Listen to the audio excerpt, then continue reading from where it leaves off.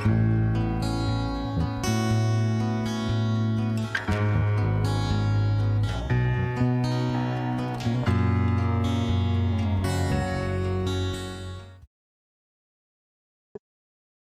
to the DeepMed seminar, a history forum for ocean science, strategy, and environment brought to you by the DeepMed ERC research project.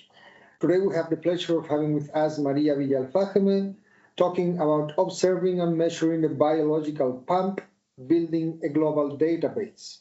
Maria is a physicist here at Universidad de Sevilla. She specializes since her dissertation in environmental radioactivity and uses isotopes as tracers. Since her postdoc years, she used that work to study oceanography, and for the last 15 or so years, she's been principal investigator of several projects focusing on the biological carbon pump, together with some of the most prestigious oceanographic centers, including the Woods Hole Oceanographic Institute, the CNRS, and being a member of various very up-to-date and innovative programs on the biological carbon pump. So we are ready to hear your presentation. Thanks a lot, Maria.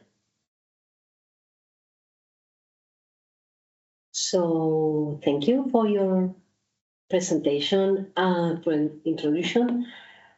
First of all, I would like to thank you all for inviting me and having me here.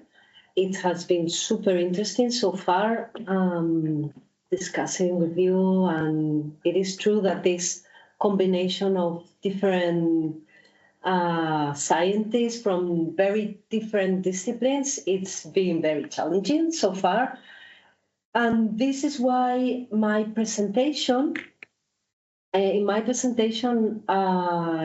it was a little bit, I have to spend some time trying to decide how to show everything of what we are working now, and especially how to put it in the perspective of what you are all studying in this DeepMed program or project. So what I will be presenting is a very broad introduction of how the biological carbon pump works, what are we scientists in biological carbon pump studying, but also since you are working in the analysis and the historical evolution of the measurement of the Mediterranean Sea, I also gave a brief introduction of how to approach to the Mediterranean, to the biological carbon pump in the Mediterranean Sea, and then I will move to the study of databases and repositories, compilations. What are the problems that we are focusing right now, that we are encountering now that we are in this golden age of databases, and how that is related to the study and the analysis of the biological carbon pump.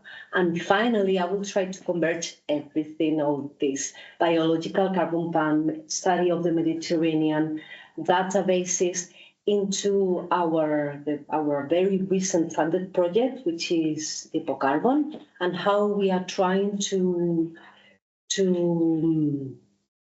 give some answers to all these questions that I'm not going to give many details of. I will just present the questions, and now it will be more questions than answers. And at the end, if you are interested in specific details of all the very broad subjects that I will going to present, just ask me in the questions. So biological carbon pump, how does it work? Why is it so absolutely important in nowadays related to the climate change? As you all know, temperature is increasing in the Earth. That's a fact that we know. And what we know also is that one of the main the most important contributors to this increasing is the CO2 that is in the atmosphere. what not so many people know is that the ocean plays a fundamental key role in this evolution of the concentration of the CO2 in the atmosphere, because the ocean works as a repository of CO2, and this has been like that. It's been working as a repository since the Earth and the life started. Following a very similar process as forests in the earth. What people usually don't stop or don't think is that this ocean stores approximately 50% of the CO2 in all the repository in the earth. That means that if these oceans they didn't exist, the concentration of CO2 in the ocean will be double, roughly speaking. How these processes they work, as I said, is very similar to how the storage of the carbon works in the earth, let's say in continents. But it's a complex process that at the end it has very many different details involved that makes that this is a very fragile ecosystem, very fragile system, and let's say that the current changes that are happening due to increasing of the temperature, acidification processes in the ocean can alter absolutely completely how this biological carbon pump works in the ocean. And I will try to explain very briefly why is that.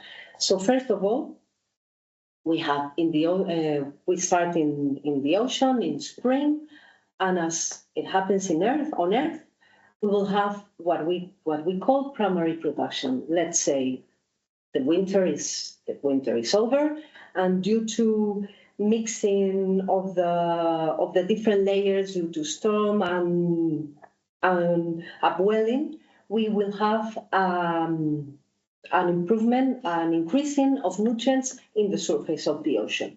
When you have this increasing in the surface, apart from that, we will have a stratification in the superficial layers. A stratification, that means that instead of having a very broad and deep mixing layer, we will have different layers separated one from each other.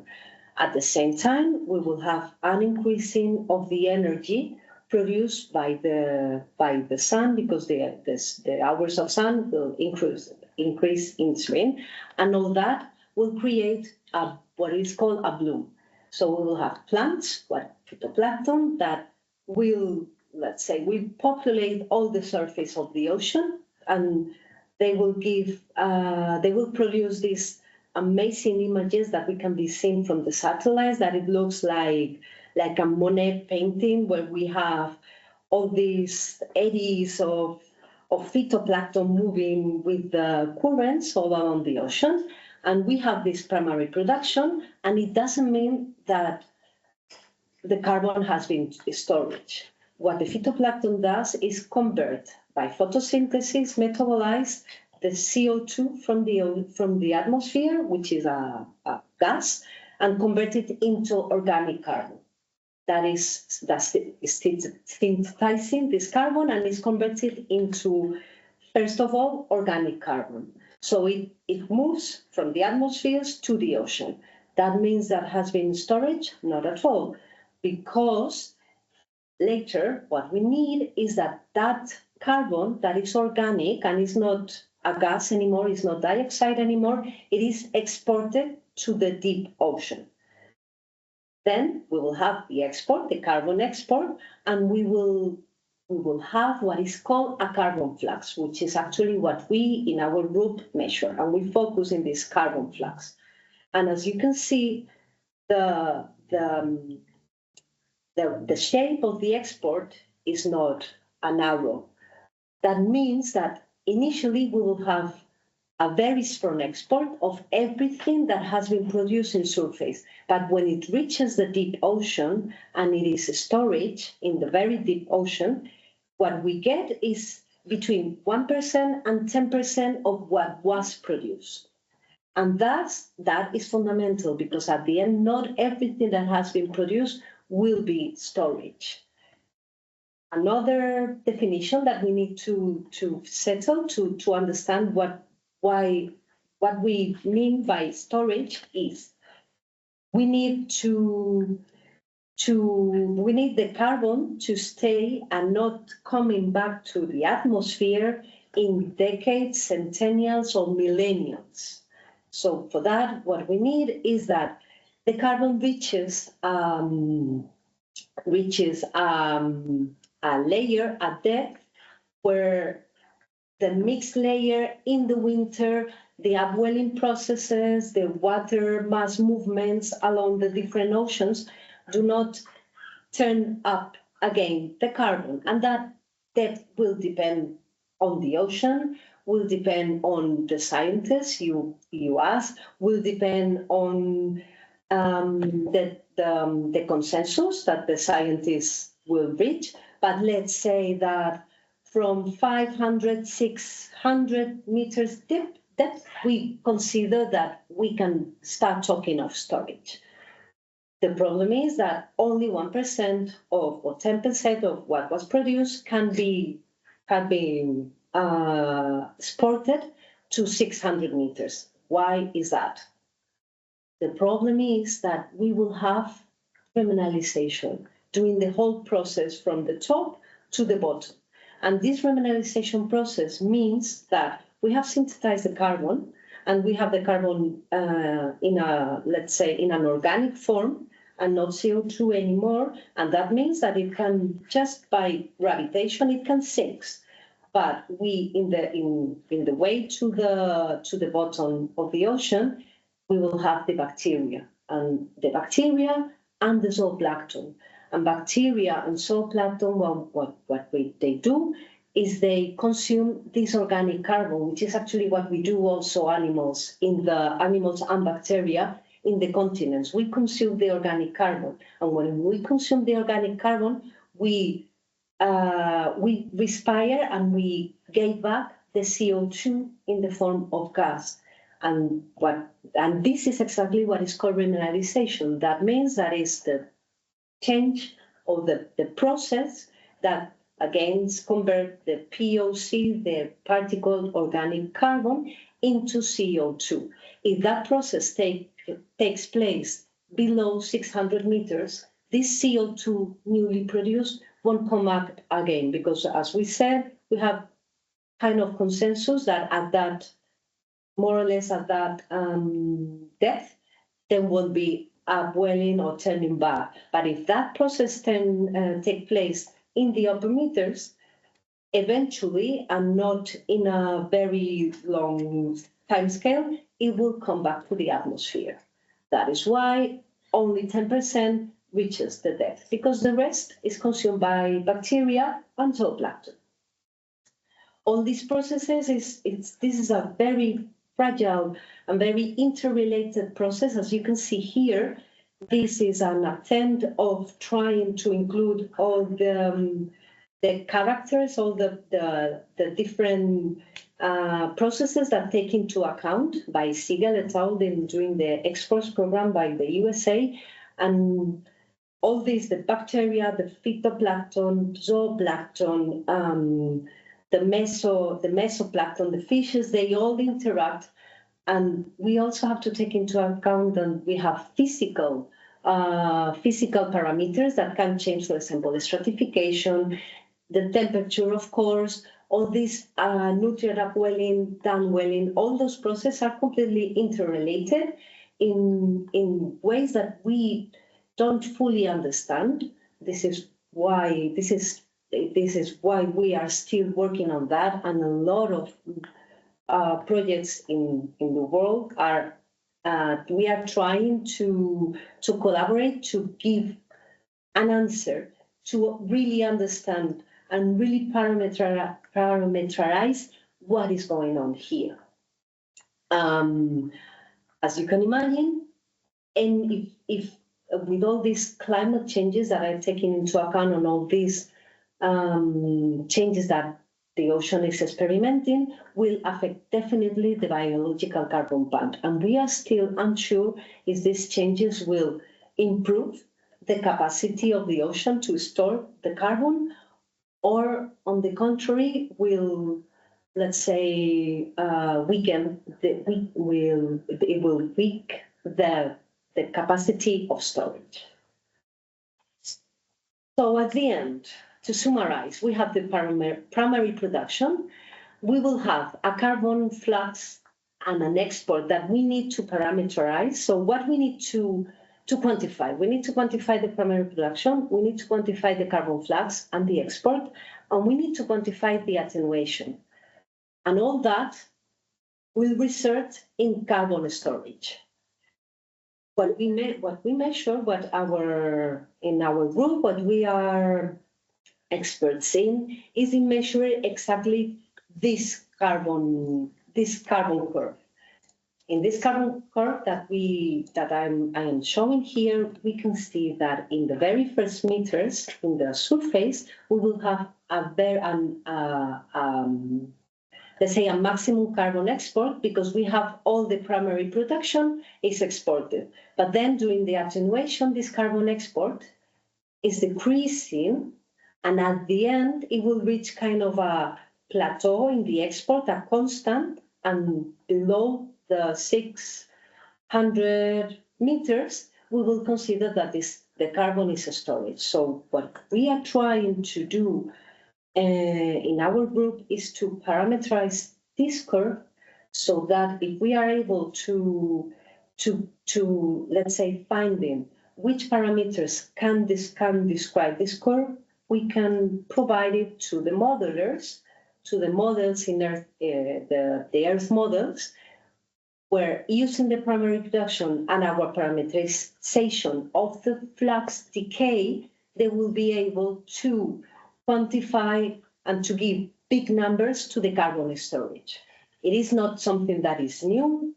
Let's say that quantify the carbon storage is something that it has been already done, but the uncertainties in the measurement are huge. We are talking of 50%, a 50% uncertainty in the curves. So what we are trying to do is to decrease these uncertainties and to provide better numbers. Key open questions. Of course, how much carbon is exported below the photic zone? Let's say. How do we measure the POC flux? Are we measuring accurately? The answer is yes and no. I will go to this later, but depending on what you use, you will obtain one data of carbon of POC flux, or another data. How much carbon of what is produced by the phytoplankton it is exported? So we need to quantify the export efficiency. Second question, or third question, how much of what is exported it reaches the 600 meters and is considered storage or sequestered? That is, we need to quantify the transfer efficiency. And which are the factors, which are the variables that influence in the flux, in the export, and in the transfer efficiency? Those are our key questions right now in all the scientific programs that are around the world. They are trying to solve the biological carbon plant question. And then to another level, can we quantify all these factors and quantify all these dependence? How can we, and not only how to quantify this, how to parameterize this? Maybe we can quantify, but we also need to find the perfect parameterization that can be used by the climate and global affairs models. Otherwise, all the work that we are doing is useless, because it cannot be used by the modelers. And finally, like the $1 million questions, how future changes that are definitely happen will affect in the biological carbon plant, and can we intervene in them? I don't have time to talk of fertilization of the ocean, but maybe if you read in the newspapers in the late days, there has been several news talking of several fertilization programs of the ocean, trying to precisely to increase this capacity of storage of the ocean.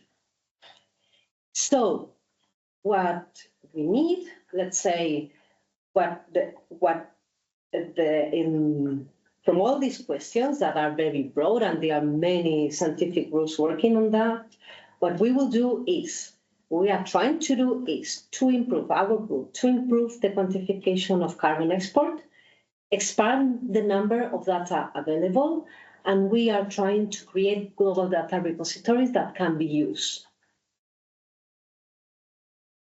So moving to the Mediterranean Sea and the biological carbon pump, I would like to give you a very, very summarized vision of where we are in the Mediterranean Sea.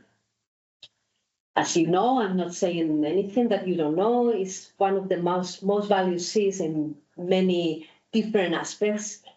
Of course, due to the historical inheritance, but also because it's a very rich. It has very rich biological diversity, and is one of the top world biodiversity hotspots, despite the fact that it's mainly oligotrophic and has been oligotrophic for many years. Despite this oligotrophy, it is also true that we can find very interesting blooms in early spring due to the Saharan industrialization, but also due to the Mediterranean tourmaline circulation that in specific cases can provide upwelling of nutrients in specific places of the Mediterranean. But as we know, is arguably a threatened environment. That is for sure. Our Mediterranean Sea it's been threatened by anthropogenic pressures of so many different origins, and that will definitely affect its ecosystem, the tourism, the growth in the population, the economic growth, the sea-based activity, and the agriculture activities that has been taking place all around the Mediterranean for so many centuries that has been affecting the Mediterranean and its ecosystem. That's something that is a fact, and we all know that. Besides that, the Mediterranean region, it's been recognized like a hotspot in the climate change. Let's say that is an area that is known that has been, it is, and will be particularly affected by the climate change. Because why is that? Because the increase in the sea surface temperature. Because in the Mediterranean, it is expected a general reduction of the mixed layer depth. And it is expected. It's not still under discussion, but it is expected a reduction of the Mediterranean tourmaline circulation, and all that will definitely influence in the ecosystems in the Mediterranean, and more specifically, how will that affect to the Mediterranean carbon pump? And this is something that it is not only a question of that the carbon storage by the Mediterranean could be decreased in a very near future. It is expected to decrease. That is not, I will show it later. It's not so sure that will affect. But we also have to take into account that this biological carbon pump is not only a question of sequestering carbon. That is the most long-term effect of the biological carbon pump, and it is key in the climate and in the ocean. But we have to take into account also that these processes of moving or to transport carbon from the surface to depth and let's say traveling through all the different layers of the ocean, that is food at the end, that is feeding all the different organisms that are populating the ocean. That means that without the biological carbon pump, not only the phytoplankton, but the zooplankton and the mesoplankton will definitely be affected, because when there is a change in the ecosystem, for example, that the phytoplankton, the primary reproduction weakens and decrease. If we don't have primary production, the zooplankton definitely will change, and that will affect definitely to the rest of the inhabitants of the ocean. So the biological carbon pump in the Mediterranean is not only a question of carbon storage, it's also a question that we might not have the ecosystems that that the very rich ecosystem that we have now. So the question is, and we still don't have answers to that. We have different physical features that are changing in the Mediterranean Sea and will affect the dynamic of the marine ecosystem. The question is how these changes will affect to the processes, to the ecosystems. On one hand, we have right now in the Mediterranean, we have an anti-estuarine circulation through the Gibraltar Strait that contributes to make the Mediterranean extremely oligotrophic. On the other hand, we have a high dependency of our Mediterranean ecosystems of the nutrients that are supplied by the rivers. And that is something that makes the Mediterranean very unique. It has a strong contribution from nutrients from many rivers. And also, another very peculiarity of the Mediterranean is that this ratio nitrogen-phosphorus that is crucial to understand and to create a specific population of phytoplankton is very different in the Mediterranean Sea because it's phosphorus limited. So this limitation in the phosphorus has been analyzed for many, many years because that provides the Mediterranean a very contrasted features in the biochemistry. Because let's say that the growth of the phytoplankton is affected by this limitation of phosphorus. Another thing that we should take into account, and it is completely anthropogenic created, is that we, in some places, we have an additional input of nitrates from the fertilizers in the agriculture, and that makes that increasing in the nitrogen produce in many places not an increase in the primary production, but a decrease. And at the end, that makes the Mediterranean even more oligotrophic. Yes, it is true that the Mediterranean Sea is a miniature ocean. We've been discussing that in our previous debate. And it is a miniature ocean since the point of view of the physical features. But the biochemistry of the Mediterranean Sea is very peculiar and dissimilar. And that makes that the analysis of the Mediterranean Sea, from the point of view of the biological carbon pump, is interesting. Also, because the changes that we will see in the Mediterranean Ocean in the next years will produce opposite effects in the support of the biological carbon pump, meaning that on one hand, we will have contribution and enhancement and increasing of the biological pump capacity of storage, but on the other hand, we will have a reduced capacity of the biological carbon pump.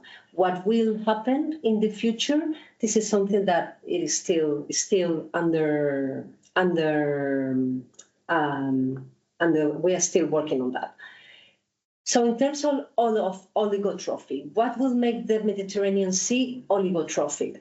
The reduction of the mixed layer depth will reduce the upwelling of the nutrient. The mixed layer depth, as I said, is the layer the surface layer that in the winter it goes to the deep sea because of the water masses movements, the winds, and the storms that usually we have in winter. And when the mixed layer depth decreases and goes to the deep sea, then what we have is a contribution of nutrients.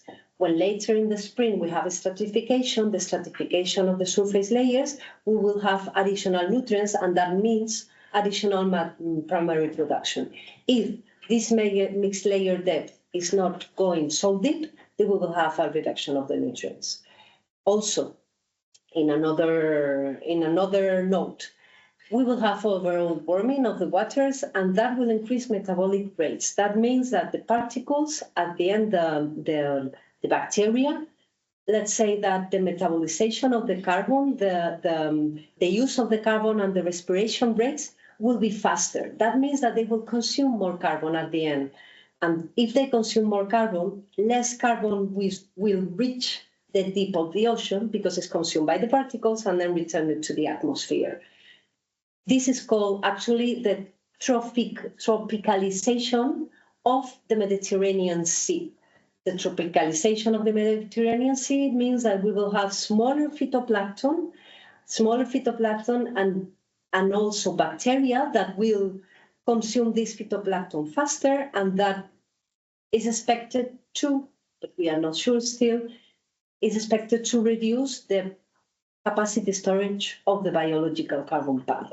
Smaller and slower particles, still in the discussion, produce less transfer of carbon to the deep ocean. Finally, and moving to the physics again, if we have increasing in the evaporation rates and reduction of the freshwater supply that is expected to the changes in the climate, that will produce changes in the stratification of the water column and overall oligotrophy. On the other hand, eutrophy. If we have awakening in the thermal circulation in the Mediterranean, that will reduce the antiestuarine signature of the Mediterranean and the negative nutrient budget of the Strait of Gibraltar. That means that what we have in the Strait of Gibraltar is awakening due to thermal circulation, awakening in providing nutrients in the transfer of nutrients from the Atlantic to the Mediterranean. This, when the Atlantic enters into the Mediterranean, what we expect is to have an increase in nutrients because Atlantic is not oligotrophy, it's very eutrophic ocean. And what we find in the Gibraltar state is that due to the thermal circulation, these nutrients are not getting to the Mediterranean. If this thermal circulation weakens due to reduction of the mixed layer depth, to the reduction of the due to reduction in the stratification of the water column, etc., that might produce a reduction in this antiestuarine signature, and that will help the Atlantic to provide more nutrients into the Mediterranean. So, what can we expect in the biological carbon pump? We still don't know, and we still need to study, to still work on that. What we have are numerical models to model the physics and how the physics will influence the biochemistry.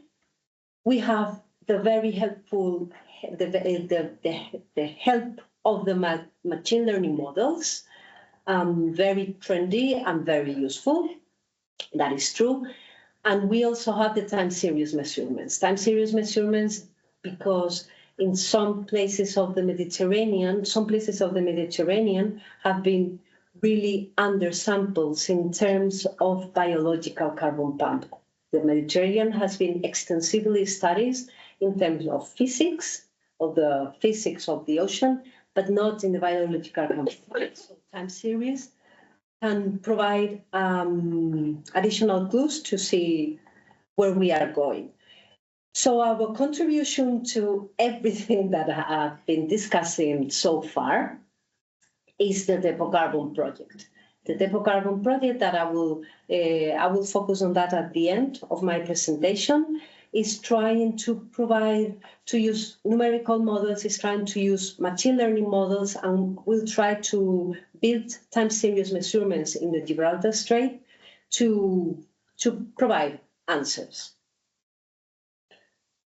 So I'm moving a little bit more to the specifics, more to the field where we are working right now, and also I will move to an introduction to the Depocarbon project, so you can understand what we'll try to do in the next years.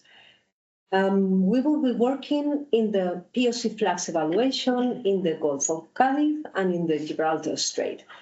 POC flags evaluation, as I said in the beginning, is to measure how much of what is produced will be exported to below what is called the euphotic zone. That means how much of what is produced in the productivity layer is exported below the productivity layer defined as the euphotic zone, defined as the layer where the light cannot reach, the sunlight cannot reach anymore, and that means that the phytoplankton cannot grow. So if we include the euphotic zone at the zone where we have light, sunlight, the POC flags evaluation in that specific area, that is called the export flags evaluation. What do we have?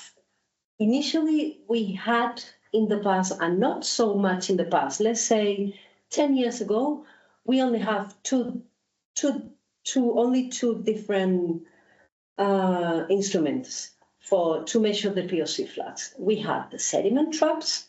The sediment traps, we can see them here and here, two different kind of sediment traps. The moor, that means that those that are, let's say, fixed, and the Lagrangian, that means drifting traps that goes with the water, with the water masses. What we have is basically we have funnels that are placed at a specific depth and collect what is sinking. We know how much time they've been deployed. We know how much carbon, how much POC they collect, and we know the area. And from that, we have the flux. It's simple, straightforward. And the problem is it's not very, it's robust, but not so much. As I said, I cannot go into details of every different techniques that I'm presenting, but if you have questions, we can discuss later. On the other hand, we have the radioactive measurements. I started to work in this field precisely because of that, because if we can measure the disequilibrium, parent and daughter of different radionuclides, for example, polonium and thorium, and from that, and I will explain it thoroughly later, we can analyze the POC flags at the end. And when we compare in the past the results from the sediment traps and the radioactive measurements, the results were quite okay. The agreement was quite okay. It was working quite well. We could find several disagreements, specific places that and that is because each method, of course, has its own drawbacks, and that's obvious. But more or less, the consensus was fine. Then, in the late 10 years, we have different other techniques that have interacted and has completely changed the world of the POC flags evaluation. First of all, we have the cameras. Sorry, this is in Spanish. The cameras of many different types of cameras. We have the famous UVP, that are cameras that are mounted into the gliders, for example, and can take fast pictures of different profiles, or they can go in transect, and at the end what we have is a huge amount of images. And I say huge, I mean like tons and tons and tons of data and megabytes of images that has to be converted into POC flags. The problem is how to convert images into flags.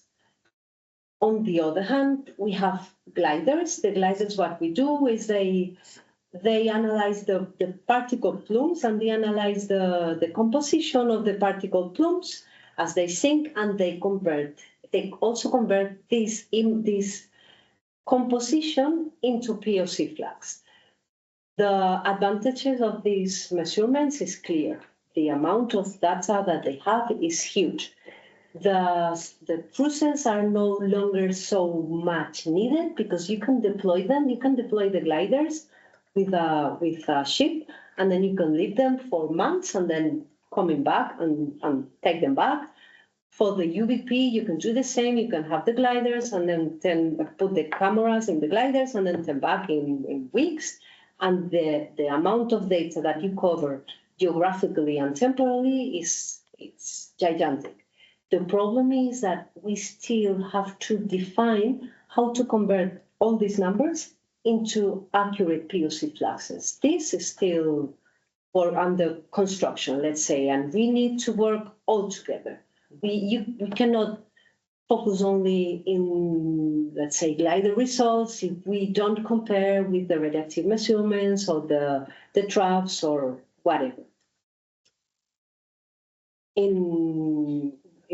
So what we're trying to do is to converge all these different methods, and in these two projects that we have open right now, what we're trying to find is an integrated platform of carbon plus data, included as many methods as possible into a specific area of the big ocean, which will be the Gulf of Cadiz. Let's say what we need overall, all the scientists that we are working on that, what we need is to converge the results from all these different methods, all these different instrumentations, and we need to provide, if not one number, at least a consensus of the numbers of the results that we need to use, and when. When do we have to use images? When do we have to use traps? How to use, what to trust, what we don't have to trust. And our National Plan Nacional call, the SPOC project, will take care of that. And we will analyze that in a global way, let's say, analyzing results from many places in the ocean. Depot Carbon is focusing in doing the same, but in the Gulf of Cadiz. Let's say it's like a mini experiment, let's say a mini project of a specific place. And we will try to build a time series platform using all these devices. So let's say that what we propose is to use the thorium and the polonium radioactive methods that are well-developed, well-known, robust methods. We know the drawbacks of these techniques. We know how they work, and that makes it's useful for us because all the rest of the techniques that are not so well developed so far can be compared to our results. Let's say that we will use our results as calibration of the other techniques, and for that what we need to compile and what we propose is to create sea of thorium and sea of polonium. Sea of thorium is, let's say, finished so far. We have already created sea of thorium, and we have created a repository of 10,000 data points, more than 10,000 data points, and we are in the process of building sea of polonium. I will show sea of thorium a little bit later. And at this point, I would like to. My initial idea was to show you how this radioactivity method works, but maybe it will be more interesting if I jump a little bit farther and we can focus on the data repository of how we are building the data repositories of all this data, because this is a very technical aspects that maybe are not so interesting for you. And so we can save time for questions. So what we do is we measure that disequilibrium that is creating between the thorium and the parent, that is the uranium. The thorium is the light blue and the uranium is the dark blue. As I said, I'm not going to stop in the technical details here. I will just say that the radioactive pairs are used to calculate the particle fluxes. What we do is analyze this kind of profiles, and we use these profiles. I'm not stopping and I'm not giving you the details, as I said, but we are using this kind of profiles as metrics to assess the strength of the biological carbon block. So what we need right now is to build a database including all the data, all the profiles that have been measured so far in the literature since the 60s. Let's say what we have is 350 of articles, databases, scatter process that has been measured thorium 234 in the ocean. So we have a huge amount of profiles that can be used. Each researcher has been doing so far is using these profiles to provide the POC classes, but each researcher has been using the profiles their own way, using their own, let's say, consensus, their own algorithms, their own models. And that is a problem, and it is a problem in every time we are trying to use databases. At the end, we have a lot of POC fluxes, a lot of data, thousands of results that cannot be used because each scientist has obtained it from a different point of view. That is why also many times we don't trust each other's data, and we just don't use it. So in answer to why don't we collaborate more, the physics with the biochemists or the climatologists, is because each scientist is using the data its own way. So we cannot share the data because they are completely different. It's talking of apples and strawberries. So what we are trying to do in Sea of Thorium is just to compile the profiles. So we are creating a database including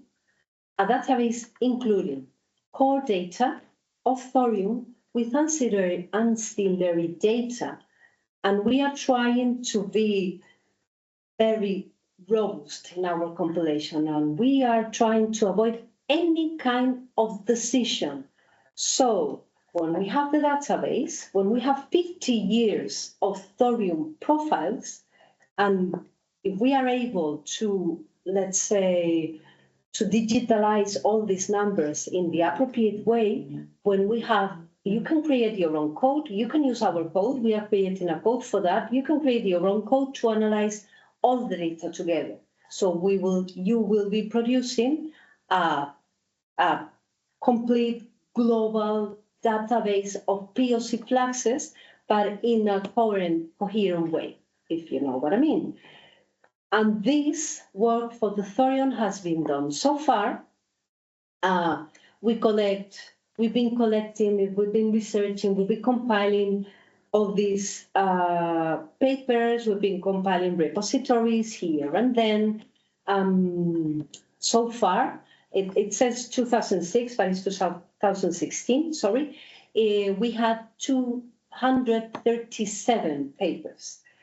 Since 2017, we have compiled 40 papers more.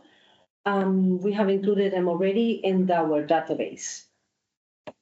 So, as you can see, we started in 2013 to compile the data that we have, but the compilation, let's say that only included data at 100, that wasn't enough. And then Lake Colang compiled only the total data. We didn't have the particulate data, not useful either. Puig Corbet, they collected the particles, but not the water, not useful either. And what we did in 2020 it's compiled everything together. What we have is, or we want to create, is a open access compilation, dynamic. That's a very important topic that is not usually covered by the compilations, and the compilations usually is that it has to be dynamic. You cannot create a database and then stop. You need to increase and include to, let's say, update the database with more data, and that's something that it's not always taken into account. We need to be long-term. That means that you cannot create a database, a repository that is used ad hoc for whatever you need to do, whatever you want to work right now, but then cannot be used in the future when you include, like the science features, and we have different features to approach, but it's, let's say, it's not updated. And very important, we need it to be usable. And I say very important, because I don't know, you've been working with databases for many years now. I'm sure that for some of the databases, you know that some databases or repositories are a nightmare to use. It's like you don't find what you're looking for. The format that you get is not exactly what you need. And also, if you need to digitalize all the data, you cannot digitalize all the data. So what we try to do in our very naive goal is to get all that for the thorium and later for the polonium. This is what we got.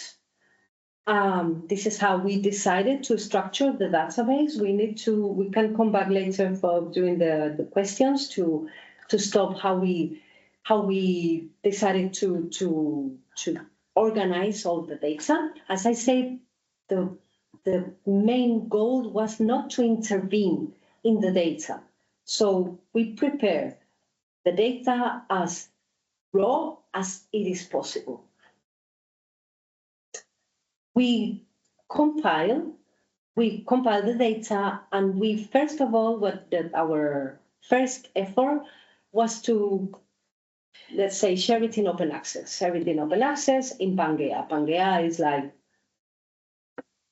10 years ago, it was like the Bible. Everything that had to be published in database, it has to be Pangea. The problem is that I will talk about that later also. It's not so usable. So many other databases has been turned out because they need specific features to use.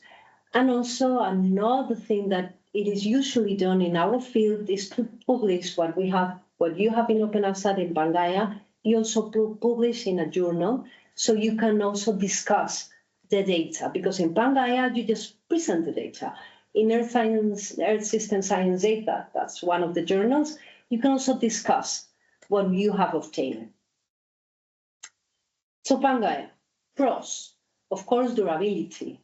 It is a long-term database that it is well known by the community, and it has a very professional data management. I would say very thorough and detailed professional data management. That's definitely a pro, but it also a say small disadvantage, because to finally get your data published in Pangea is sometimes not so easy, because the professionals, they ask you to use very specific formats that it's sometimes a little bit painless.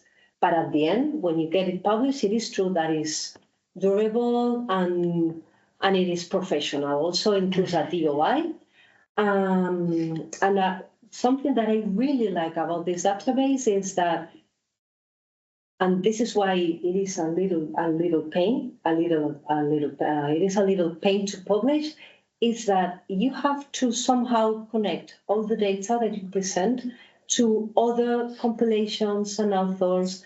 All the data, if you are including data that has been obtained from different papers, you of course have to provide the data, but you have to use it a format that can create at the end a link, so you can just press and you move to the other compilation or to the paper, to the data, etc.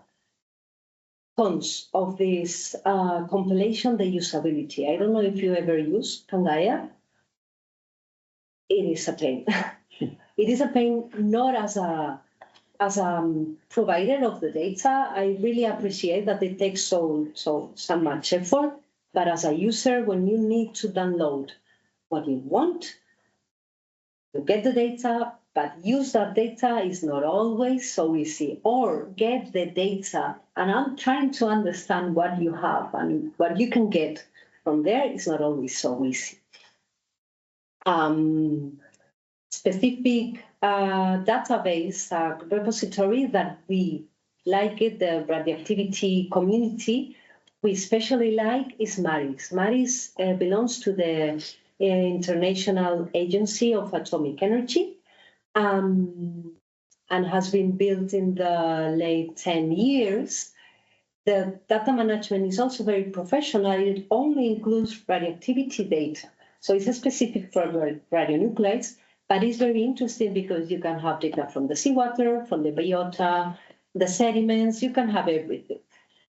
The problem, and is very nice, it's just very interesting for us as radioactivity users, because you can find very, let's say, interesting data from radionuclides like tritium or I don't know, neptunium, things that you don't usually, it's not so easy to find.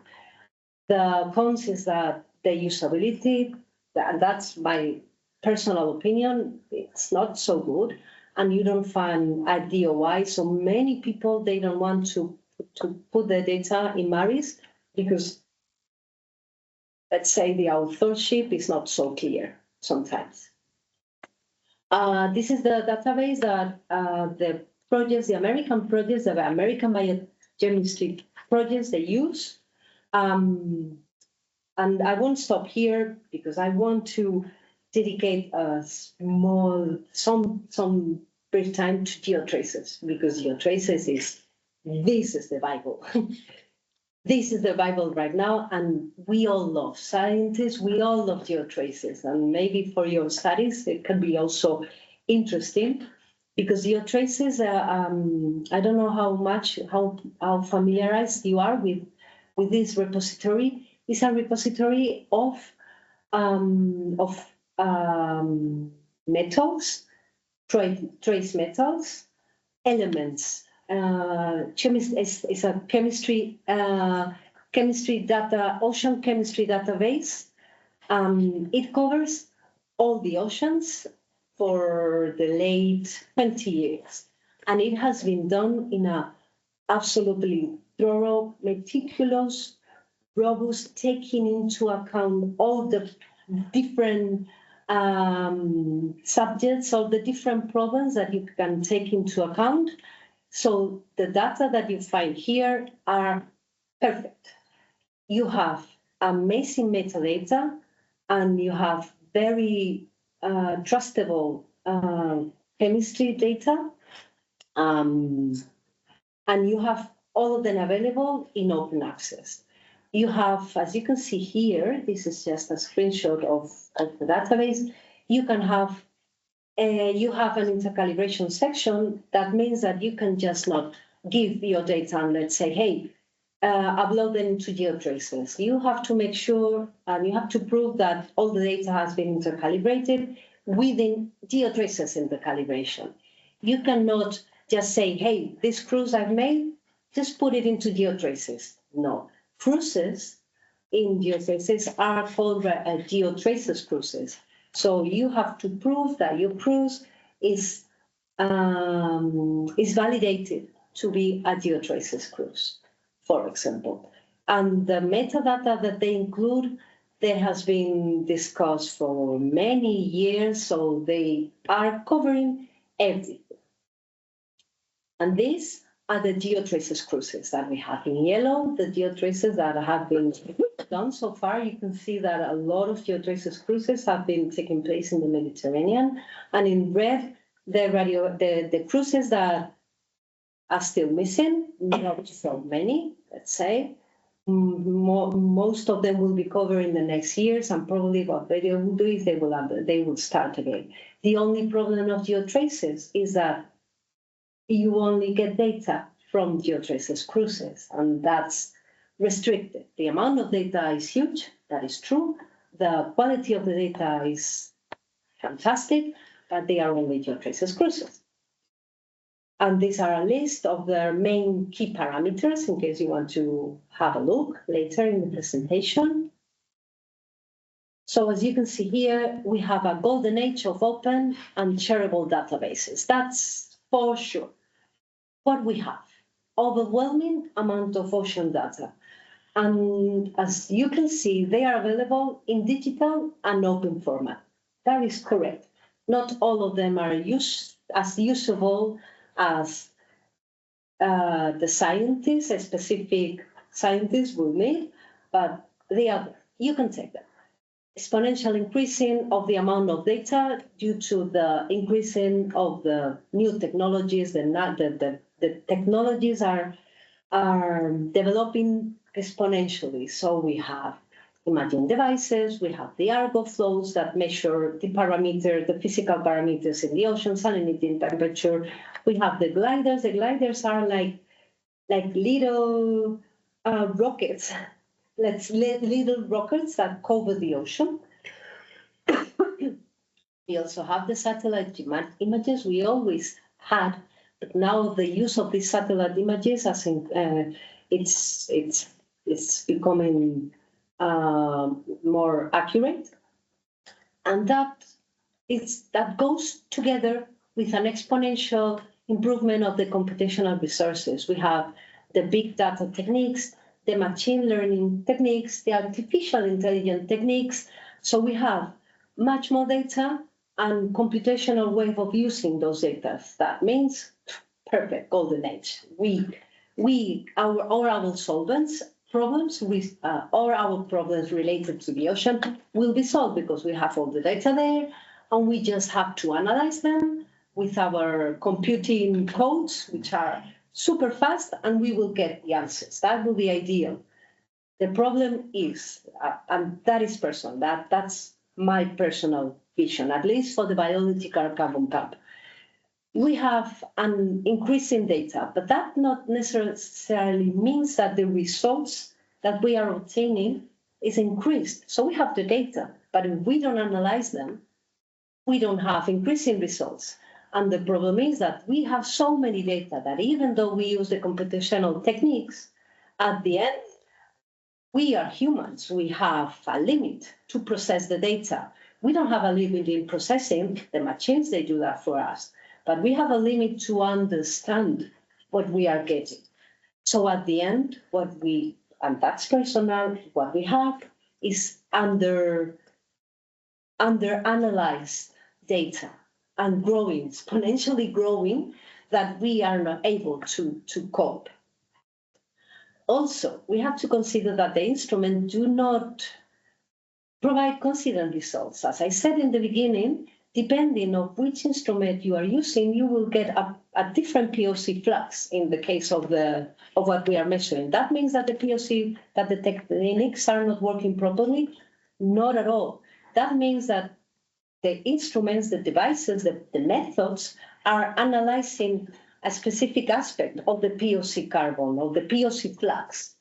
And if they are analyzing a specific aspect, you cannot compare an image which is analyzing individual particles to an average POC flux obtained, for example, by the sediment traps that are collecting raw particles, like in a boot particles, if you know. So it's not that the methods are not working, it's just that they are analyzing individual versus average. And that is an example, but it works like that for any other process in the ocean that you consider. We have many techniques, but we don't have consensus in how to use them. So yes, we have repositories, but still we have many data scattered in so many places, so many mini repositories, so many groups repositories or country repositories, or even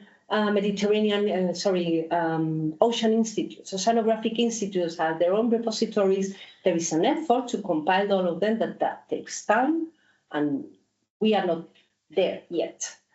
A good practice is the Argo flows, that they share all the data. Another good practice, of course, is GeoTraces. The usability of all this data is not so easy, and coherence between the collected data. As I said, we need a certain consensus if we want to use them globally. Otherwise, all this amount of data cannot be used to feed the models. Our humble effort to contribute to the POC fluxes is, as I said, the Sea of Thorium compilation. So first we created the Sea of Thorium compilation.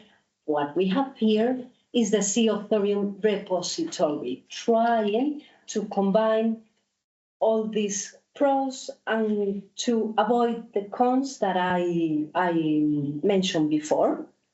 You can have we won't have time to stop in Sea of Thorium, but it's available. You can jump into it and analyze it. We have our searcher, of course. We have a map where we can find the results using the map, etc. So at the end, as I said, we have the most extensive repository for thorium, and that means that we can have also the most extensive repository for POC fluxes worked in a robust way and global way.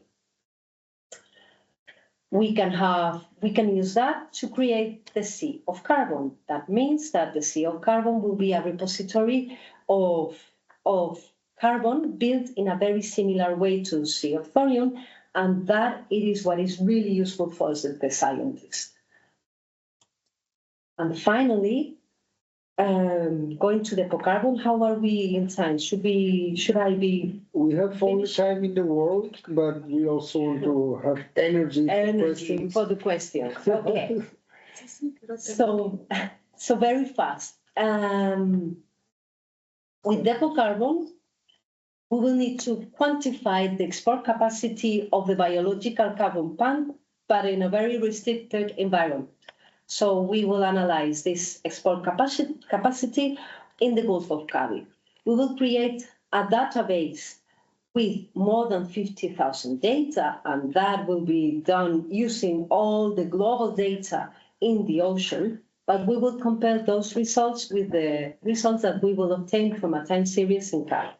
And we will create an integrated global export platform called the Gulf of Cadiz in carbon export, and we will try to extrapolate that to create an integrated global carbon export platform in the ocean. Those are the tasks. Mainly we need to sample the POC fluxes using different techniques. We need to go on and improve the compilation of data from the biogeography. As I said, once you have the compilation, and if you have digitalized in an adequate way all your data, you can create the code to analyze it. So we are creating our own code to analyze automatic all the data. We are talking of thousands of profiles. You can just not analyze them one by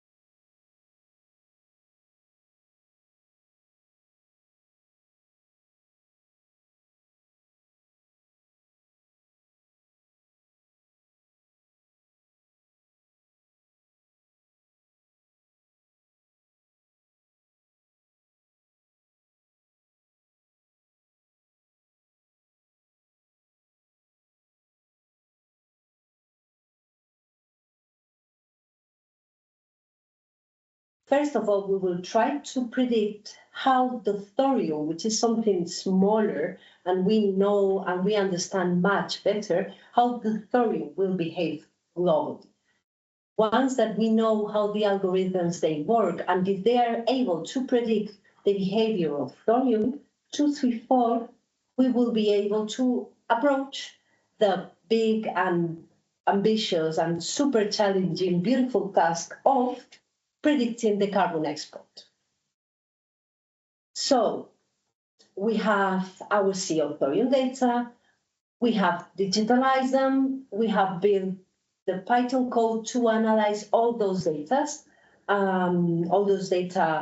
in an analytic way and to use it in very systematic. And we, instead of calculating POC fluxes, we have calculated thorium fluxes. I won't stop in the details, in the technicalities.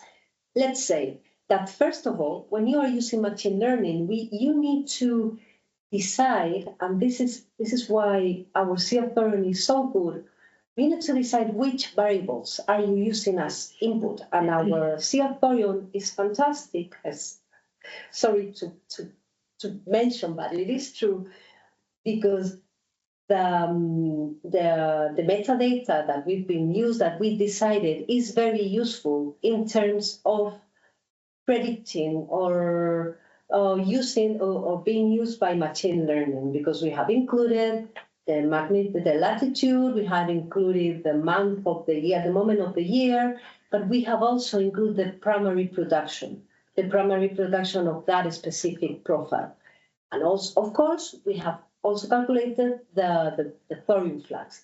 With all that, first of all, we need to see how they correlate all these variables. First of all, you need to analyze if one variable is not intervening in the other variable, because they are connected, they are correlated, definitely correlated. For example, the DOI is the day of the year we're in, and the month is the month we are in. Of course, when you find correlations between these two, DOI and month, the correlation month and DOI is here, and is almost 1.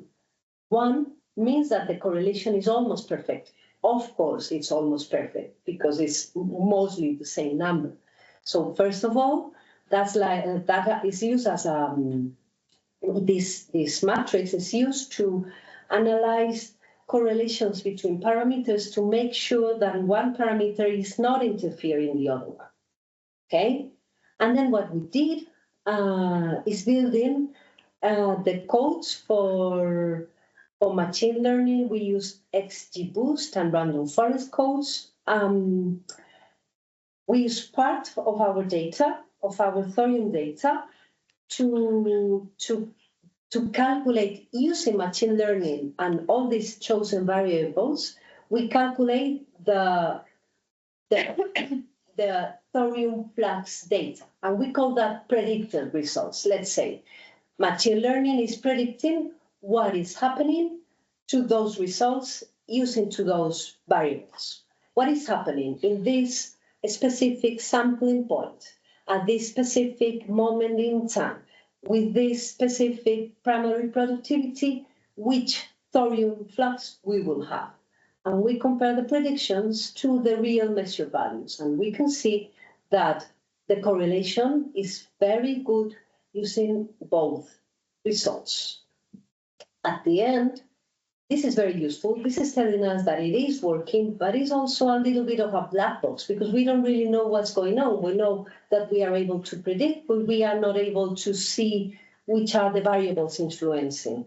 I'm not showing those data, but it is also very interesting to analyze which variables are most influencing to get this good correlation between predictions and measured values.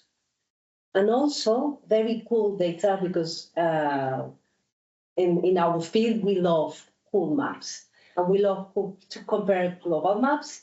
So what I'm showing here is on the left, you can see the data points, let's say the sampling points that we used. for the machine learning. And the map, it's showing what we call key beam interpolation, sorry. And that means that using the data that we measured in these specific dots marked in the map, this key beam interpolation is able to provide the data in between. So let's say that the data that are close to the sampling points will be very accurate. The interpolation will be very accurate, but there are locations, for example, the South Pacific Ocean that is being undersampled. And in that case, the key interpolation is not expected to work that well because we don't have many data. On the right panel, what we have is the prediction using random forest. Using the prediction using random forest, so we can compare both. It doesn't mean that either that the key green interpolation is good, either that the random forest is the best. We are just comparing so far. At this point, we are just comparing and analyzing if our results are making sense. And we can see that absolutely yes, the results are making sense in this case when we compare spring, and we are talking of the middle latitudes.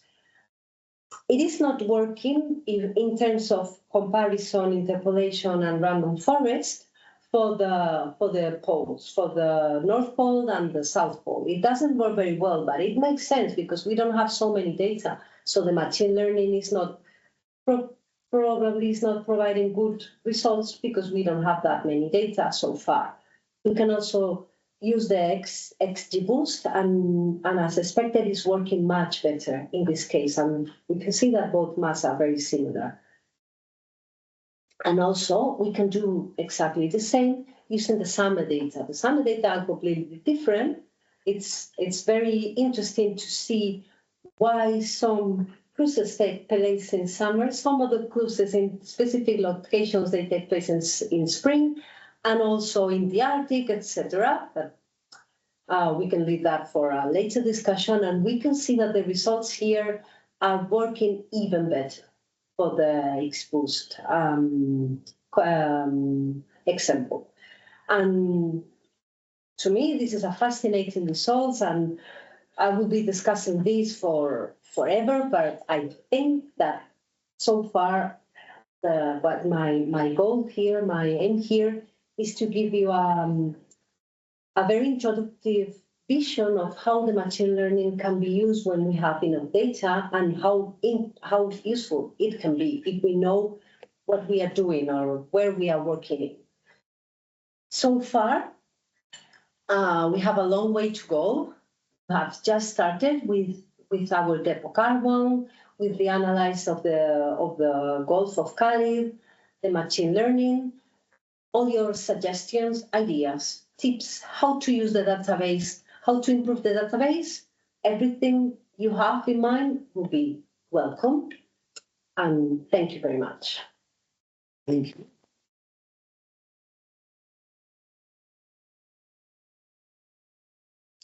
I'm sure there are many questions.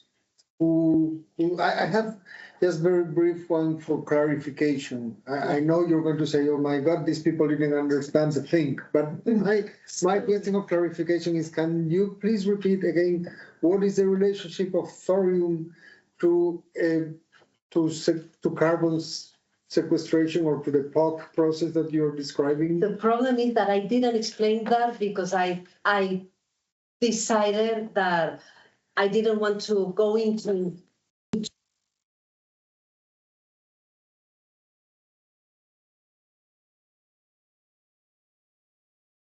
English. Sorry.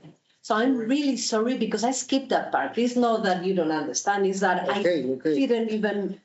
So apologies in first place not to skip that, and I'm going to explain it because it's not that difficult at all. Can I? Yes. It's not difficult, and it's so intelligent. So when they first connected this thorium export and the POC flux, to me, they were genius. So, yeah, I just said, when I presented this, I just said, we have the thorium, and measuring the disequilibrium with the parent, which is the uranium-238, we measure the disequilibrium and we calculate the POC flux, which is saying not, it's not saying much. So, what we have, sorry. Now, we have a particle, okay? We have a particle, and the flux is, at the end, many particles, thousands of particles sinking in the ocean. First of all, what we have in the ocean is elements, chemical elements in the ocean, dissolved by different origins. In the case of uranium-238, is dissolved in the ocean, and the origin is because the uranium-238 is present in the earth, in the continent, in the soil, in the sediments, in the rocks, and during 5,000 million years, it's been erosion, it's been cleaned, it's been washed by the water, by the winter, the winds, by many different processes, and it's been dissolved in the water for millions of years. So at the end, the result is that the uranium that was present in the earth, in the continent, is now dissolved. Part of it is dissolved in the ocean. This uranium-238, the amounts of uranium-238 is radioactive, absolutely radioactive. Is the uranium that we use for the nuclear fuel, for the atomic bombs, and also for the nuclear fuel power plants. But the concentrations are completely different. So orders of magnitude, nothing to do. But it is radioactive. So it is emitting particles, radioactive particles, and one of the elements that the uranium is turning into is thorium-234. That means that the thorium-234 is the daughter of the uranium-238, which is the parent. Okay? And according to radioactive decay laws, according to described by the Bateman equations, at the end, if we wait enough time, because the uranium has a very long half-life, if we wait enough time, we will have the same concentration of activity of uranium and thorium. So when we go to the ocean, when we go to a lake with no biological production, we will have same activity concentration of uranium and thorium, equilibrium we call. But when we go to the ocean, in the 60s, they moved to the ocean, they measure uranium and they measure thorium.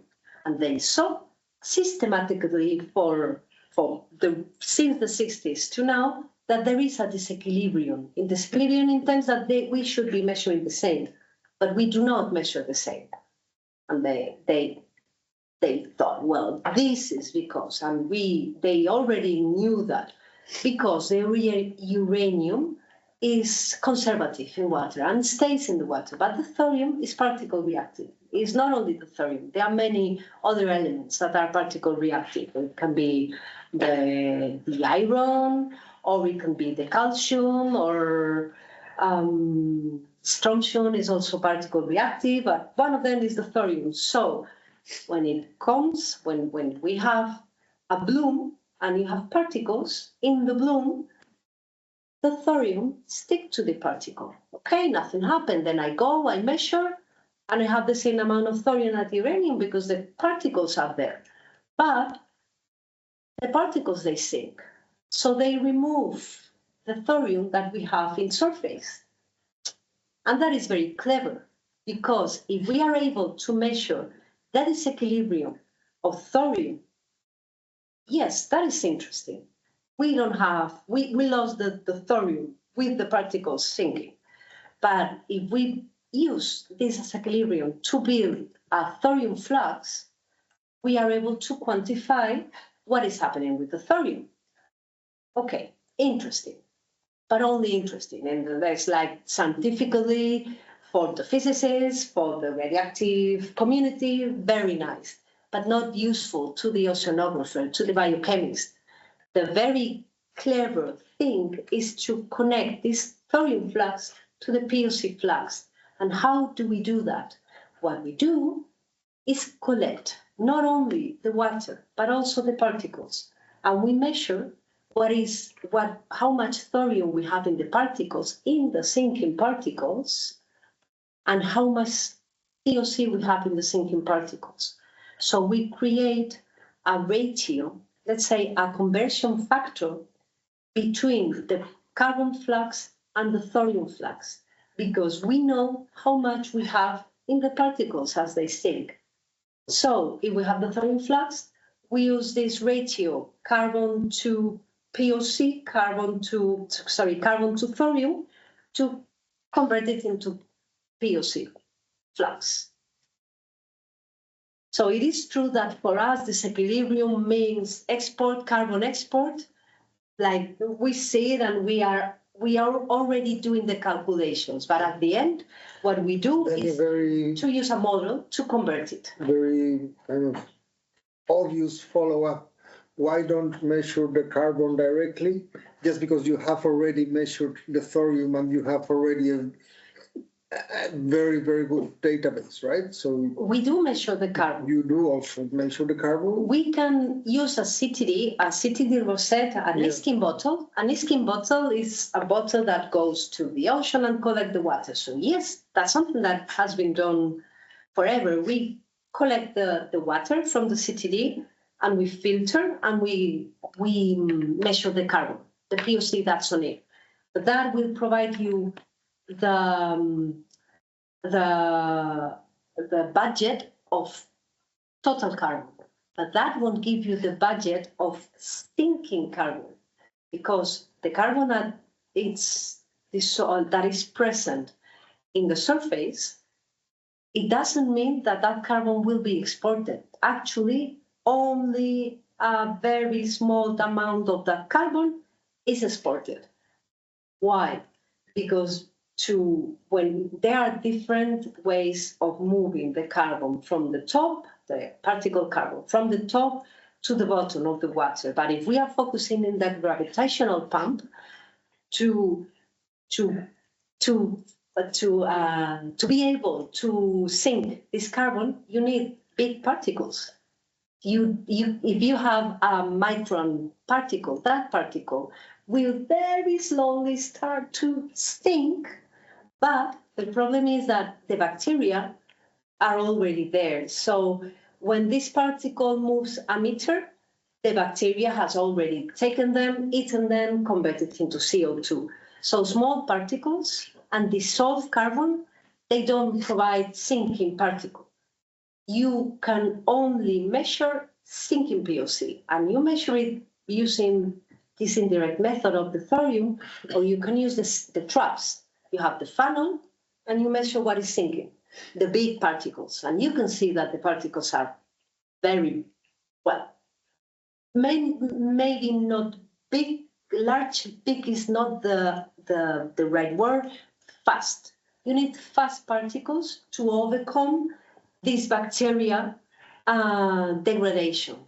So they say that the particles has to be faster than the bacteria eating. The particle sinking has to be faster than the bacteria eating them. So why do we need the thorium? Or the polonium? Why don't we use the traps? We use the traps and we use those funnels.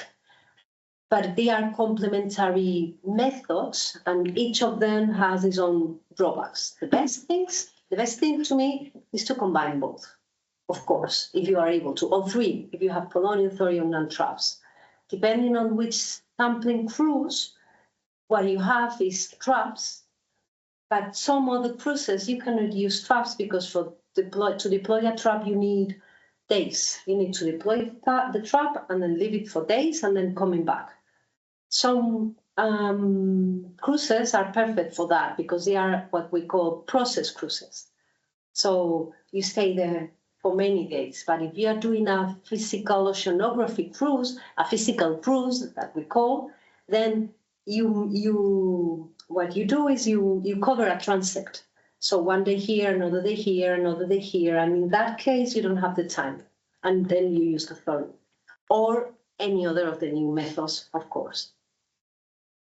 I have two more questions at least. I have a bunch, but can I ask a very, very basic to come back to the basics, and then I leave you, and then I'll ask my other questions later. You mentioned at the very beginning that only 50, so they're not only, you mentioned that as if it were a lot. 50% of all the carbon that is stored in the ocean. My question, my very naive question is, why so little? Because the oceans are 75% of the surface of the Earth. There is no forest in the oceans, and I suppose forests are the ones doing the most capture. Why only 50%? Why only 50? If 75% of the, I suppose that's because phytoplankton is more localized than forests, but no, because only 10% is really storage.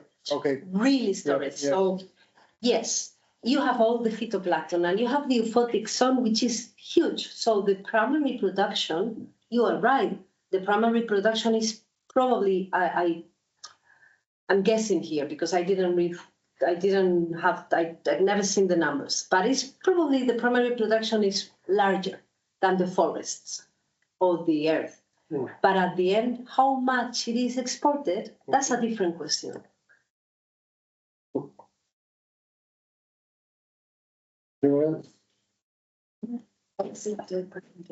Couple more questions on technical details. Okay. I'm really interested in Lovely. This is my favorite subject. So, I mean, you're talking about taking pictures of these particles, right? And we're talking about pictures of individual particles. How does that actually work, and how do you get from like the single observation, the single picture, to the kind of data that you want to have?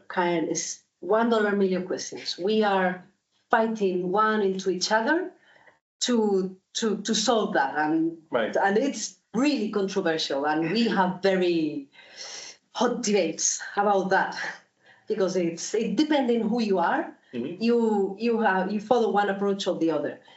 So the basics is pretty simple. We use what is called Stokes law, which is something that we teach our students in engineering grades when we are teaching fluid dynamics and we are teaching how the fluid it works. We also teach them in first grade how a particle and how a spherical particle sinks in a fluid and how to calculate the sinking velocity of that particle. And Stokes came to the Stokes law, which is universally used by the physics and by the engineers, and it was reasonably good. So if you have a spherical particles, you will have that it depends on the density of the particle or the density of the fluid. It depends on the size of the particles. That is why before I said only large particles, they sink, and that is not correct. Large particles, they sink if they follow Stokes law. And usually, if they follow Stokes law, large means fast, but only if they follow Stokes law. So it depends on the ratio, it depends on the density, and that will give you the velocity. And then you need the flux. So once you have the velocity, a flux is concentration multiplied by the velocity. So you see the particles, you convert the particle into a sphere. You can do that here easily, but not always, because some of them, they are like cylinders. And then you cannot have a particle, you have to use a modified Stokes law. And then you calculate the sinking velocity because you analyze the particles, and that machine learning is super good. You analyze the particles using machine learning analysis of images, and you get an approximate radius, so you have the size. And then you convert it into flux, multiplying by the concentration. Which concentration? So you need to count how many particles you have. So you will have the concentration of particles. So velocity multiplied by concentration, that will give you the POC flux. The problem is particles, they don't follow Stokes' law. They do follow. When you analyze them individually, they do follow. But when you have all of them together and you really take into account many different kind of particles, the porosity, it changes the whole thing, because also with the porosity, that can also make the particles turn and goes round and round, and that will drag the particle. And also the composition of the particles. Yeah, you count the particles, but those particles, how much carbon they have, don't really know. You just know the size. From the size and the counting, you know the volume, but you have to convert this volume into a carbon content. And I could follow like for hours how extremely difficult it is to do that. So the short answer is different scientists, they gave you like very straightforward tips, because you have a lot of images. So they say, just take the particles, do these analogies, use Stokes' law. If they are cylindrical, use modified Stokes' law, and use this ratio carbon contents. If average, if you can see that you have zooplankton, use this. If you can see that you have diatomeas, phytoplankton, use this other. And at the end, you put everything together and you get the number. So with different kinds of particles, you get kind of different corrections on Stokes' law. And then at the end also, you have to take into account that these are individual particles. Right. So you have the flux from individual particles. The sediment troughs and the thorium are average. They're calculating something in bulk numbers. So it's not that one is more accurate than the other. It's that they are providing you different information.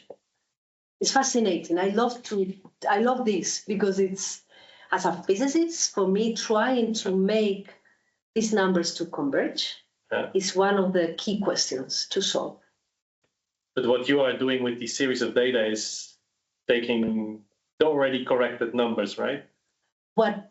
So what we are doing is we are using the thorium, which is bulk numbers, average. And we aim to compare this thorium data.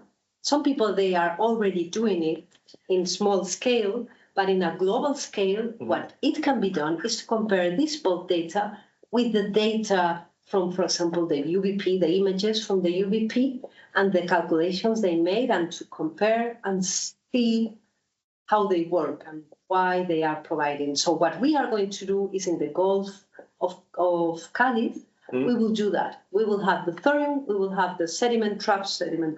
We will see if we can build them.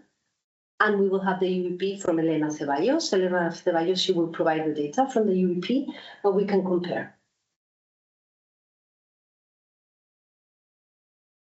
Thank you. But how big, just one small follow-up, is this discrepancy between different particles? Is this something people disagree about as well? Yeah. So big is the discrepancy. It depends on the area, and depends also on the groups. Right. If we are working all together in the same ship, in the same cruise, and focusing on that, we already did that. Right. And in some specific cruises, it's like different methods, and we are focusing in trying to understand and converge. So the discrepancies in that cases is 20%. It's not that much. Right. But in some of the cases, when you compare the data, the scattered data, the discrepancies can be like double, like 100%. May I go? So thank you for your talk, Maria. I have many questions, but I'll go for one, maybe for two. So my first doubt is about the overlap of data communities and disciplinary communities, which I guess is, in some cases it happens in a very straightforward and operational and productive way, and in other cases it hinders the development of the of the science. So, for example, you provide data for modelers. So you are a data producer and a biogeochemist, and then modelers, they're physicists that work with that data. So in that case, we could say oversimplistically that physics are data users, biogeochemists are data producers. More or less, yeah. For some cases, and that historically has been like that since the birth of tracer oceanography. So oceanographers, geochemists, when they turned to the oceans, they started to provide empirical grounds to test the models, the oceanographic models.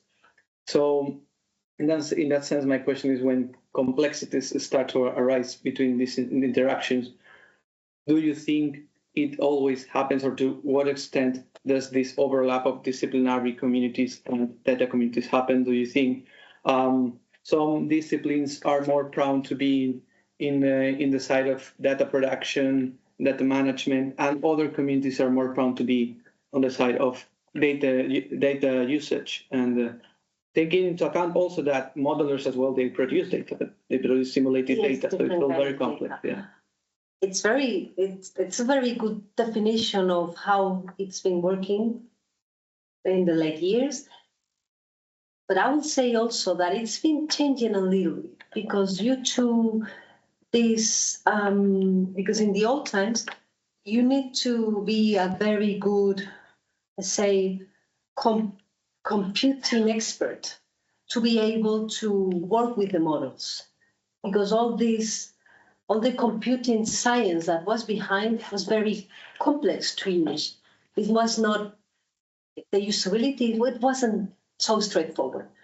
But right now, the development of models and the development of the techniques had made it more affordable for people that are not really computing experts.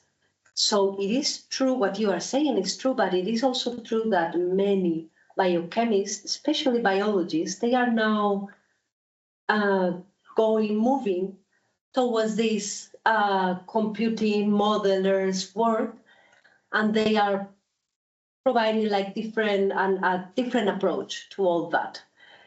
So answering your question, what you are asking me is if I can define a pattern in where this collaboration is working, or a pattern of how to define when it's working, the collaboration between biochemists and modelers, and when this is not working. Is that correct? The categories that define data communities, from producers to managers to users, somewhat align with disciplinary categories of experimental science, modeling science, you know what I mean?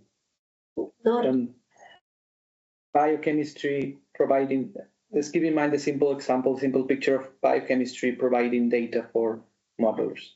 So if that simple picture can be extended to other disciplines and complex categories and to other interdisciplinary interactions, probably within your framework. Question. I would say that in the case of the biological carbon pump, the collaboration is becoming more intense, as I just said. So it's very interesting how biochemistry is invading modeling and the other way around. So I would say the reverse. In this field, the collaboration is becoming more extensive, whereas in other fields, like, for example,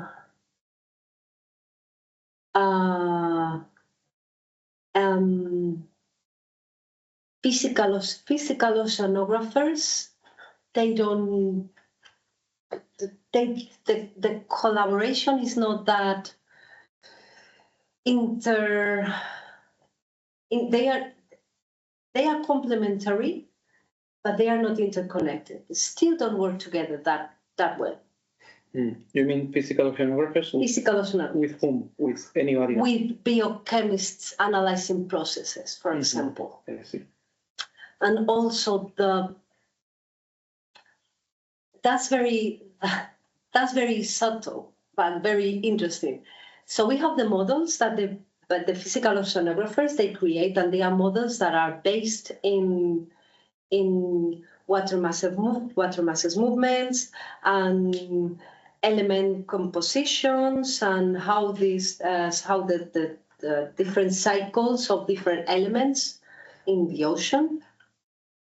But then we have the modelers that are connecting the ocean to the climate, to the evolution of carbon in the atmosphere and the evolution of temperature. And that they are not necessarily they are not creating necessarily the same models. And it is true that the process is physical models, of physical oceanography models, and then you move it to the next general model of the carbon cycle, etc. But they don't necessarily work together, let's say. Okay. And who does the boundary work there? There's just no need for dialogue between those kinds? Well, right now, it is true that they are creating supercomputing centers. For example, the Barcelona Supercomputing Center is a good example of how to deal with that. And they are working exactly with that. They create a supercomputing center where you have all the modelers, different aspects, different approaches, and they are working more or less together, more or less in the same place, and they are designing very interdisciplinary projects, using all the different models, and they also collaborate in many European projects, and the European projects are also very interdisciplinary because they expect it to be like that. So yeah, so I would say that specific institutions created for that, climate centers, places like that.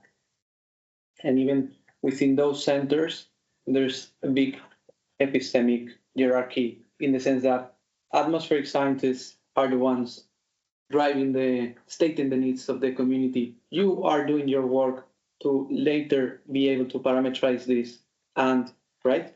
And then those computations of fluxes. I couldn't answer that because that would be very partial vision of how it works, and I wouldn't like to answer that. I would say that it depends in general, it depends strongly on the center where you are. For example, a good practice center. I'm not saying that the others, they are not doing this, but I know the National Oceanography Center in UK, and they are not hierarchist. They are not at all. They work together in all the many different ways that they can. So you have modelers that they call biochemists, and the opposite, biochemists, and they call the modelers. And why they do that? Because at the end, when you do that, you publish Nature's science papers, Nature's Geoscience. You are the best, like in the top science, in the very impacting science. The most easily publishable papers are those that are creating interdisciplinary science. So is it something that I can interpolate to all other institutions? I couldn't say. I can say that NOC, National Oceanography Center, is fantastic for that. And it is giving very good results. The NOC is different from, for example, the BSC in Barcelona, because the BSC, right? Because the BSC in Barcelona has predictive purposes for climate forecast and so on. Because the Barcelona supercomputing centers mostly have modelers. From many different aspects of modeling, that is true, but mostly modelers. In the National Oceanography Center, it's much bigger, and they cover many different aspects from the oceanography. So, but that will depend, and that's also personal. But I know that you share this vision. That depends on how we started. If this center started in this sharing science and the foundations were correct in the sense of sharing, and then it will go like that. If the center was not built like that, it might not go like that in the future. And that's also when you have a research group. There are groups where science it's done in a brainstorming way, and another groups where you have individual researchers doing their stuff. That depends. This is very interesting. My question was exactly about that, and I think you've already answered it. But what I wanted to point out is that in this case, for instance, the biological path, what you're trying to understand is a system that needs contribution from all those disciplines. I mean, you yourself are physicists working as a biogeochemist in order to contribute to parameterizing climate models. So it's impossible to understand the system only from one of those disciplines. So some people think sometimes about interdisciplinarity as something that needs to be pushed for, or an agenda, or it's something for the future, but it needs to overcome existing disciplines. This might be true, but it is happening right now, and it has been happening for a long time, that, as you said, the best science is already doing that, because if you really want to understand this particular system, you need to factor in different For the aspects. biological carbon pump, it is happening. That's 100% sure. And we have different examples of not only the projects, the flag projects from each country. They cover everything. They cover the modelers, they cover the chemistry, they cover the biochemistry, and they cover the providers of data. But also we have some networks that we created in the late 5-10 years. And in those networks, for example, JETSON is a UN network that is that using the skills of analyzing the twilight zone, which is the zone that is below the euphotic zone, analyzing the twilight zone, we are trying to include all the different scientists that are working in that. And when I say different scientists, is people working with fishes, people working with mines, people working with mines like underwater mines, modelers, of course, and we have the biological carbon pump working in that, and many different efforts doing within this JETSON community has been done to create multidisciplinarity. So in my field, yes, it works. Yes, thank you for the great detailed presentation. But I go far away a little bit from scientific details. I have 3 questions. Can you raise your voice? Yeah. So I have 3 questions. I will go for one historically a little bit and other specially. My first question is, what do you think the milestones in this field? Historically, that I don't know, discoveries or new in the field of field of carbon export, let's say, or in other disciplines that facilitate your field. If you come back to history, what is the shifting in this field? That's a very nice question, but also difficult to answer. Yeah, what do you think? I don't know. I think I would spend a whole day trying to compile all that. Will be a good compilation paper. Yeah, okay. So So I would say that the first moment, of course, will be to when it was discovered that we have this carbon flux that was exported from the surface to the bottom.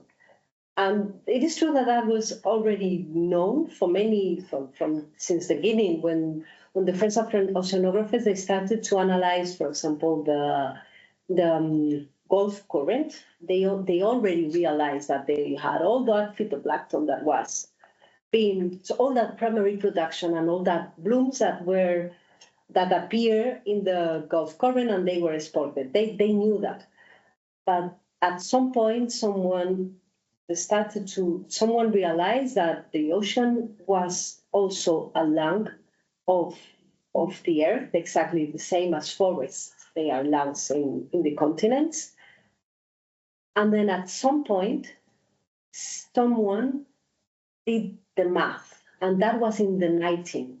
In the 19th, someone did the math. Did the math meaning how much carbon was storage. How much carbon was storage by the ocean. And at that point, it was like,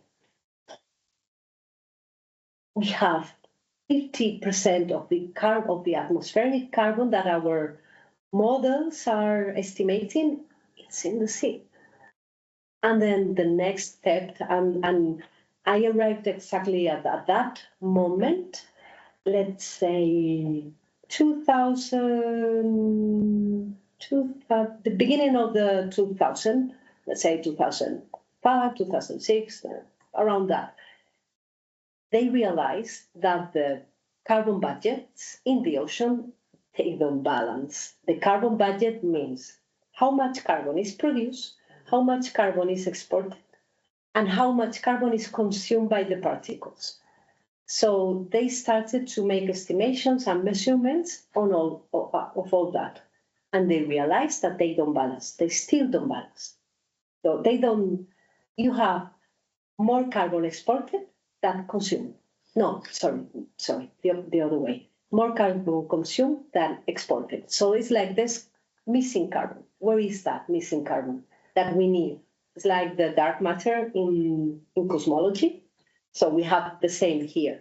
It is true that and then at some point it was like, okay, we need to give an answer to that.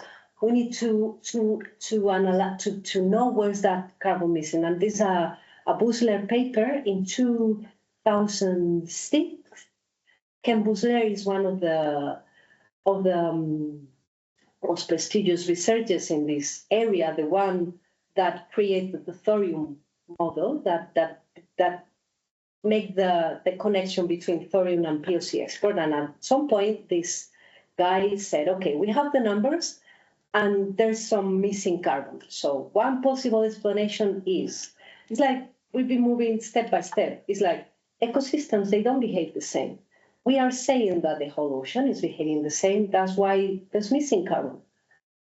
Because the ocean is not behaving the same. You have to take into account ecosystems.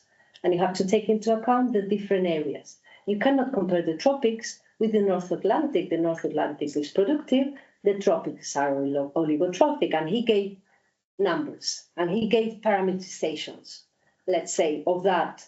It's like very subtle. And it's like, of course, we knew that. But it's like someone has to say it.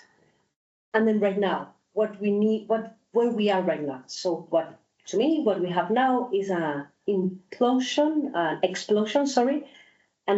of data. So we have so many data produced, so many people working on that we need to find the way to parameterize all those data in a sensible way to provide a sensible parameter. So right now, what we are trying to do is to better quantify, and trying to find, and that is I don't know how to say that in English, like the Saint Grail, like how do you say that in English? Holy Grail. The Holy Grail, sorry. The Holy Grail here is which variable you have to measure to know how much carbon is in the ocean. That's the holy grail. So in the late 10 years, we've been moving forward that. So we have to try temperature. The highest temperature, the less carbon. Yes, but no. And then it's like zooplankton. The more zooplankton, more carbon. No. Now the ecosystem. Yes, the ecosystem is the key. But how? Yes, this ecosystem exports more than this other. Yes, but how? So right now, the person, the group, the project that aims to give a variable X versus carbon exported and carbon storage, that would be like the final objective, fulfilled. Yeah, but this like explosion in recent years is due to collection of data, or because the data is existent but there is explosion in sharing data? It's a good question. It's because the biological carbon pump became like a key parameter to analyze. So you have more cruises, you have more groups, you have huge amounts of money invested in that, and that goes together with exponential improving in the instruments. Okay, so it's together. Okay. So my second question is about special cover of the Mediterranean Sea and the Mediterranean Sea. So I mean, I see an article is like is good. It's called "The Known and the Unknown and Unknownable." So my question is, what is the most regions or basins in the Mediterranean Sea are more studied in this field, and what are the less studied, and what is the motives or the reason you think why? So the most in terms of biological carbon pump. Yeah, what is known in each region, Alboran Sea or the Tifamet site. That will be the one that it is analyzed. The Tifamet site is in the Ligurian Sea, and it is a time series site. It is expected to be open waters, not always, and that is extensively studied because the French, they have their time series location, and also they are very good. And the reason for this, why is it analyzed so extensively? Because it is a time series site, and that improves the study. So because you have all the metadata, and also you have a lot of sample cruises going on. But they are more advanced than the other countries? Sure. I mean, the French are more, they have technical, why they are interested to study more than well, because each country try to have their own time series in oceanography as far as is it possible. For example, the French, they have Tifamet in the Mediterranean Sea. The UK, they have the PAP site in the Atlantic. Americans, they have Hawaii and they have Bermuda site. It's not a question of countries. Let's say that it's a question of creating time series sites, and usually a country is more involved than others. But also the French, in this, they have the MIO, the MIO, the Mediterranean Institute of Oceanography, which is in Marseille, but they also have